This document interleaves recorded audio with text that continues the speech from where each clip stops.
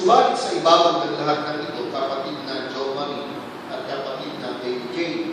huwag na natin yung mag-asawa na umibig sa Diyos gaya ng sinasaad sa mga aklat ng kautusan at iyong iibigin ng Panginoon Diyos ng iyong buong puso at ng iyong buong kaluluwa at ng iyong buong lakas. Ito rin at ipagmumulat ninyo sa inyong magiging mga anak sapagkat ito ang sinasabi ng kautusan na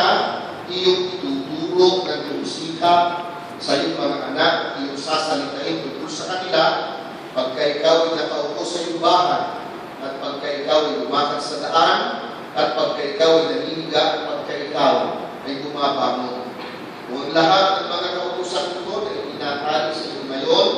ay ingat inyong isasagawa at inyong pagsasama bilang mag-asawa ay magiging matagumpay sa pagkatatanggol ninyo at mga magpapalat at pag-ingat ng Panginoon Diyos gaya ng sinasabi sa mga awit ni David. Mapalad ang bawat isa na natatakot sa Panginoon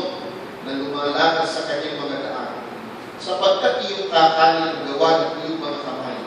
magiging maginhawa ka at ikabubuti mo. Ang asawa mo'y magiging parang